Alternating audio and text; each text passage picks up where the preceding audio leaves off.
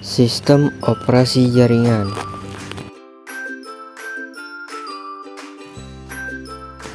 Definisi sistem operasi jaringan. Sistem operasi jaringan adalah sistem operasi yang berjalan di suatu perangkat khusus yang disebut server. Sistem operasi jaringan yang dipasangkan di server dipakai untuk memberi pengguna kemampuan untuk mengelola data serta aplikasi. Sistem operasi ini memungkinkan pengguna dalam mengakses dan berbagai file dan perangkat. Kelebihan pengguna sistem operasi ini yaitu servernya terpusat. Tujuan sistem operasi jaringan. Sistem operasi jaringan dibuat untuk menangani keperluan jaringan komputer. Beberapa layanan yang dijalankan oleh sistem ini diantaranya TTP service, DNS service, sharing printer, proxy server, dan sebagainya. Beberapa contoh sistem operasi jaringan ini adalah Red Hat, CentOS Server, Cloud Linux, dan lain sebagainya.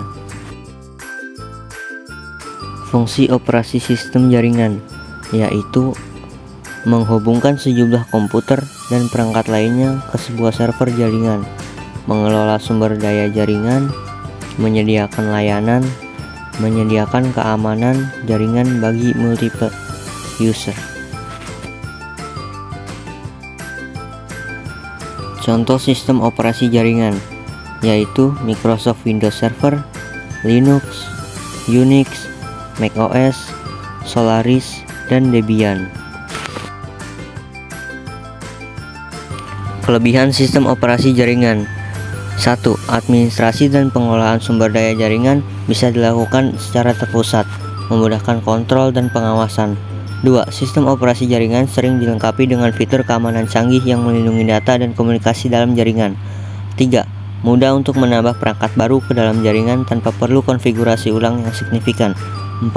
Banyak sistem dirancang untuk stabilitas tinggi dengan fitur-fitur seperti backup otomatis dan pemulihan data.